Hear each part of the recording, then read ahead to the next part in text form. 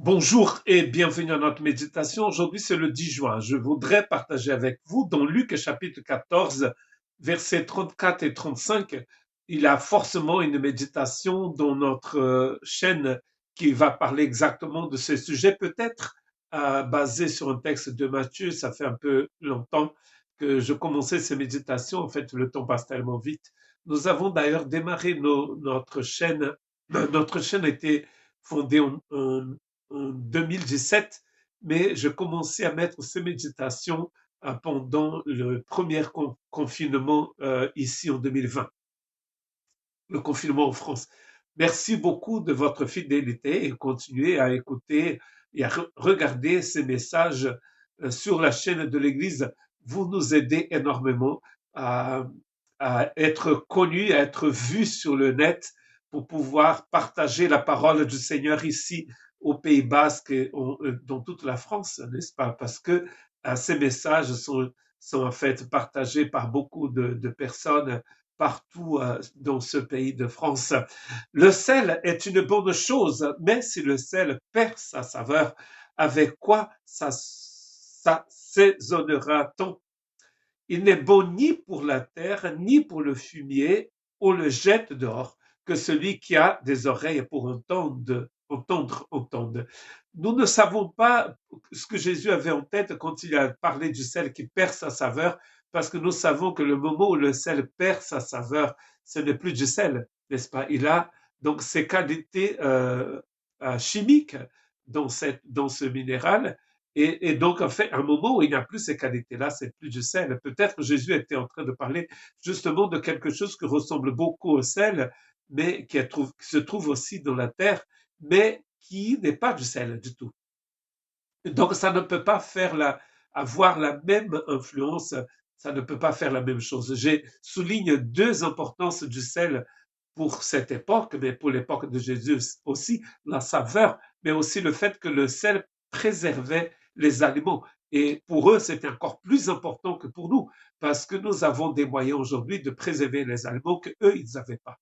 Je me souviens que quand j'étais gamin, petit au Brésil, nous mangions des poissons séchés et aussi, d'ailleurs, de la viande de bœuf séchée, qui est d'ailleurs toujours mangée au Brésil, on l'appelle la carne seca, et qui est utilisée dans plusieurs plats brésiliens. Mais cette carne seca, la viande séchée, elle est en fait elle était en fait un aliment qui était important et facile à transporter parce que cette viande était salée. Et donc le sel préservait la viande. Après, il fallait la laisser dans l'eau pendant longtemps pour que ça perde, pour qu'il puisse perdre sel. Mais ma grand-mère, enfin ma famille avait toujours cuisinait toujours avec cette carne seca, et je suis sûr que les Brésiliens qui vont entendre ce message en français vont être d'accord avec moi. C'est quand même délicieux. C'est très très bon, tous ces plats à base de cette viande séchée. Et donc le sel a une importance très grande. Et encore, ce qui est très intéressant, c'est de savoir d'où vient ce texte. Ce texte est dans le même contexte, donc dans Luc 14, où Jésus parle de l'importance d'être son disciple et de devoir laisser des choses de côté pour être son disciple. Ici, c'est pas encore fini parce que le chapitre 15, c'est un peu la suite du chapitre 14, et Jésus est en train de dire à ces personnes qui veulent être un disciple qu'il est très important qu'ils aient en fait cette qualité de sel, parce que si le sel n'a plus de saveur, c'est plus du sel. Dans Matthieu 5, 17, vous êtes le sel de la terre, c'est Jésus qui va le dire. Mais si le sel perd sa saveur, avec quoi lui rendra-t-on? Il ne sert plus qu'à être jeté dehors et foulé aux pieds par les hommes. Peut-être comme le sel ici en Occident et dans les pays froids, on utilise le sel quand il neige sur les autoroutes, n'est-ce pas? D'ailleurs, je me souviens que quand j'habitais dans le nord, où il neigeait beaucoup plus qu'ici, hein, ici au Pays Basque, il neige, mais sur la montagne, mais au bord de la mer, c'est rare qu'il neige. Mais dans le nord, il neigeait. À l'époque où je vivais dans le nord de la France, il neigeait beaucoup plus. Et quand on était sur l'autoroute et on voyait ces grosses machines mettre du sel sur la route, on disait, oh là là, il va neiger ce soir.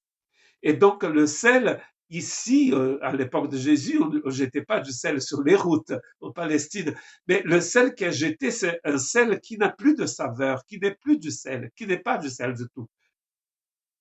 Et là, Jésus est en train de parler à ses disciples, vous avez besoin d'avoir ces qualités de sel.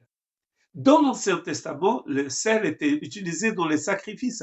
Dans Nombre chapitre 18, verset 19, je te donne à toi, à tes fils et à tes filles avec toi, par une loi perpétuelle, toutes les offrandes saintes que les enfants d'Israël présenteront à l'Éternel par élévation. C'est une alliance inviolable et perpétuelle devant l'Éternel pour toi et pour ta postérité avec toi. Et dans Lévitique 12, 2, 13, c'est écrit, tu mettras du sel sur toutes tes offrandes.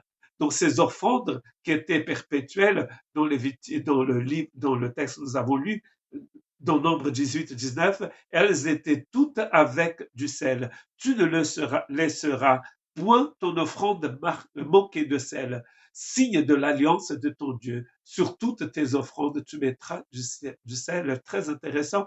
Et là, Jésus vient dire à ses disciples, il faut avoir ce sel. Bien sûr, le sel que nous avons là, c'est la saveur du Saint-Esprit. Ah, à mon avis, c'est le Seigneur en nous, c'est la vie du Seigneur en nous. Donc, si nous sommes chrétiens, mais nous n'avons pas cette saveur, nous n'avons pas cette qualité de sel en nous, c'est comme si nous n'étions pas du sel. Et donc, des cristaux qui ressemblent beaucoup à du sel, mais qui ne le sont pas, ne servent pas à la même chose que le sel va servir. Donc, il nous faut du sel dans notre vie. Et ce sel, Dieu nous a donné. Et donc, c'est pas surprenant parce que parfois on peut penser que ce texte de la fin du chapitre 14 de Luc n'a rien à faire. Là où Jésus parlait de Tours, parlait de cette armée, de ce monsieur, de ce roi qui a une armée qui va se battre contre notre royaume, ce monsieur qui va construire Tours. Tout ce texte est en train de parler de l'importance d'être disciple de Jésus, de suivre Jésus sans avoir sa saveur, la saveur de Jésus, ça ne sert à rien. On est dans une religion, mais nous ne sommes pas disciples de Jésus. Que Dieu ait pitié de nous et que nous puissions avoir sa saveur pour nous.